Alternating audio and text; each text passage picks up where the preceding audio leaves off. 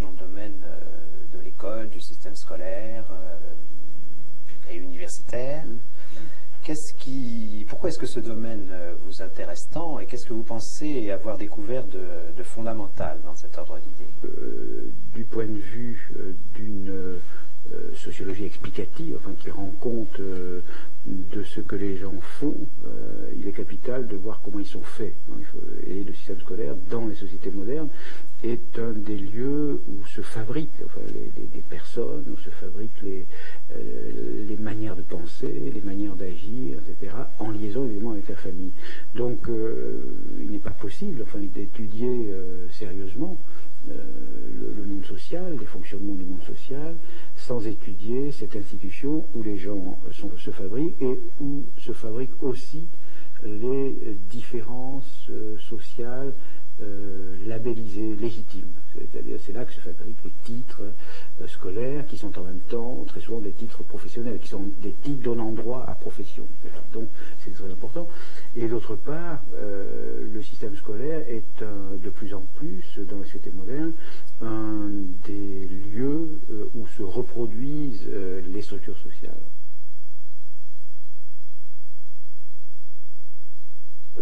Dans toute l'histoire, toute la tradition intellectuelle, les historiens en particulier, on s'est intéressé à ce que j'appelle les stratégies de reproduction, c'est-à-dire les manières dont les groupes sociaux assurent leur continuité.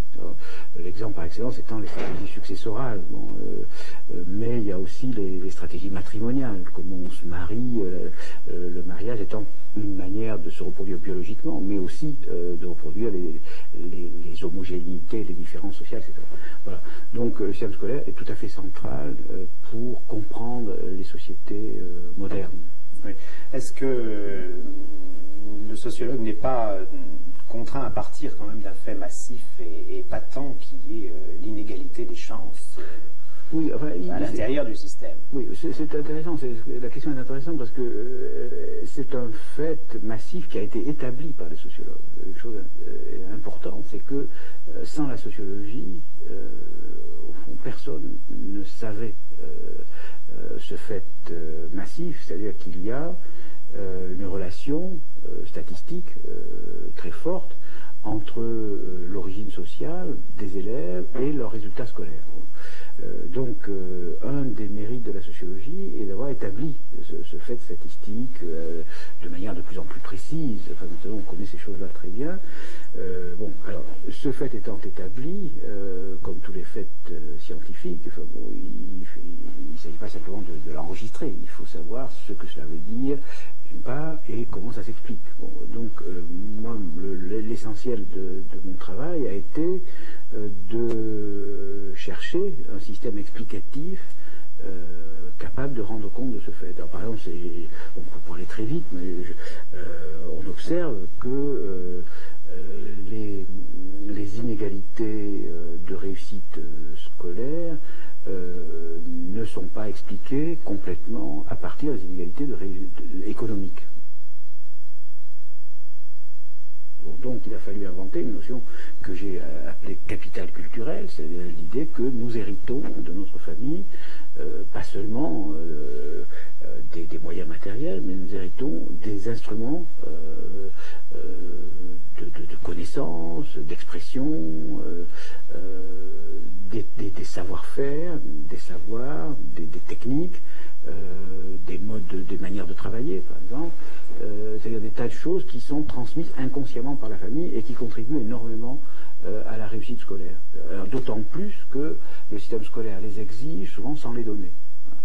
Alors là, je prends un exemple simple, qui est celui des techniques de travail. Par exemple, je pense que un des avantages majeurs des enfants des catégories intellectuelles, par exemple, outre le fait qu'ils entendent dans leur famille un langage qui est assez proche de celui qui se parle à l'école et que l'école exige, outre le fait qu'ils ont une attitude de rapport à la culture, des intéressés, etc., très proche de ce que l'école demande, il y a le fait qu'ils reçoivent de leur famille des indications, pour ne pas dire des incitations, concernant la manière de travailler, la manière d'organiser le travail, dans le temps, laisse tomber ça, fais plutôt ça maintenant, alors là tu ferais mieux d'aller jouer au foot t'es trop fatigué, ou bien fais d'abord ça, puis fera ça après, etc. Bon, ces choses-là qui sont apparemment très peu de choses, presque rien, en fait, me semble-t-il, sont parmi les facteurs de différenciation décisifs.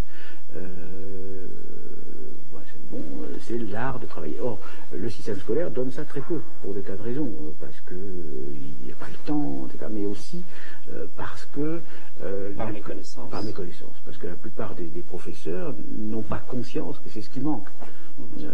Donc on en vient à exiger l'école elle-même en vient à exiger du non scolaire. Voilà.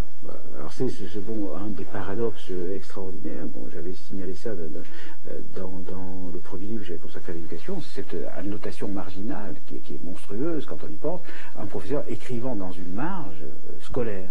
Voilà.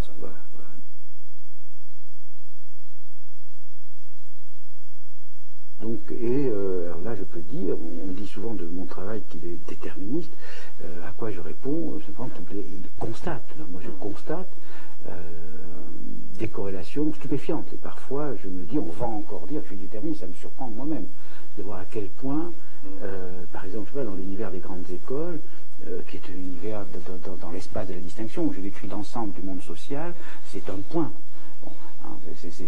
Bien, à l'intérieur de ce point minuscule, je vais retrouver tout un espace de différence nécessaire. C'est-à-dire, je vais retrouver entre l'élève de HEC, l'élève de l'ENA et l'élève de l'école normale des différences systématiques, non aléatoires. Et je vais même en trouver entre les élèves de l'école de Saint-Cloud et de la rue d'Ulm.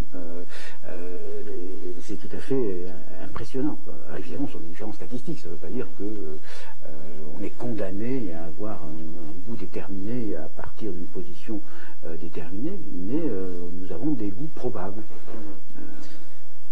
Par rapport à toute une tradition philosophique du jugement de goût comme jugement essentiellement désintéressé, vous pointez au contraire un intérêt social tout à fait à l'œuvre.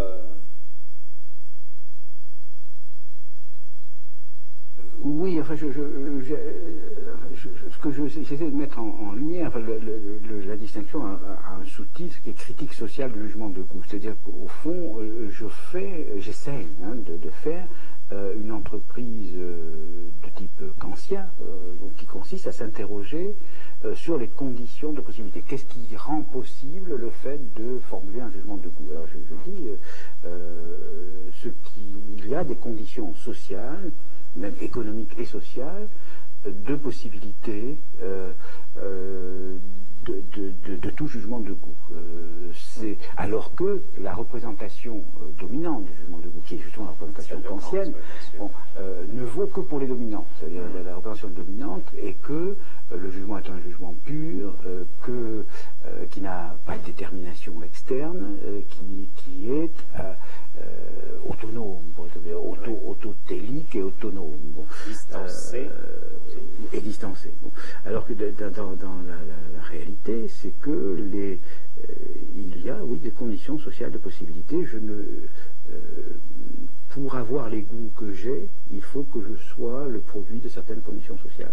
Et l'esthétique pure, alors pour prendre l'exemple le plus défavorable à ma thèse en apparence, l'esthétique pure, l'esthétique de l'art pour l'art, l'esthétique de la forme, etc., a des conditions historiques et, on pourrait dire, pour employer la distinction, phylogénétique et ontogénétique de possibilités. Alors je m'explique.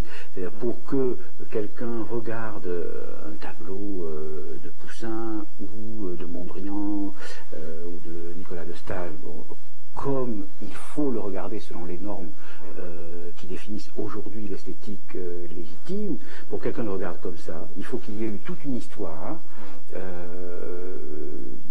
qui remonte très loin. Il faut la suivre depuis le Quattrocento. Il faut surtout la révolution du 19e siècle, en peinture, où on cesse de regarder une œuvre en fonction du sujet. Jusqu'au 19e siècle, on oublie, enfin juste avant Manet, les critiques étaient des gens qui disaient, voilà, c'est un tableau qui représente Phocion, et on faisait un petit cours d'histoire, et on avait tout dit du tableau quand on avait dit ce qu'il racontait. Le tableau était un récit. ça a été une espèce de rupture extraordinaire de dire on le regarde en lui-même pour lui-même, pour sa couleur, pour ses formes, pour ses combinaisons. Bon, ça c'est la première chose, les conditions historiques, puis il y a les conditions du côté de l'individu. Il faut un apprentissage du regard pur, du regard gratuit, donc des conditions familiales, des conditions scolaires, etc. Et tout ça est oublié dans la théorie du jugement pur.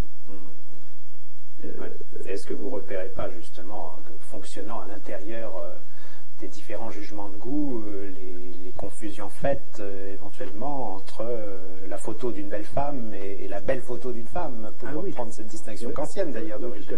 Tout à fait. Mais oui, justement, Kant, que j'ai essayé de lire un peu entre les lignes,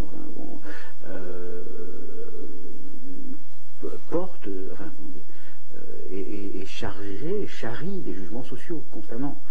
Les goûts des palais et des sens, il y a une espèce de goût inférieur et un goût supérieur, un goût pur. Il y a justement une manière impure de regarder un nu féminin, et une manière légitime, qui ne s'intéresse que à la forme, etc. Bon, cette distinction, évidemment, est associée à certaines conditions d'existence. C'est évident que c'est au fond, moi je dis ça un peu pour taquiner mes collègues philosophes dont j'ai fait des cours aussi sur la critique du jugement, c'est une philosophie de professeur. Bon, et du coup, les professeurs de philosophie la trouvent universelle. Voilà. Parce que c'est leur vision. C'est un universalisme qui se produit dans des conditions très particulières. Très particulières.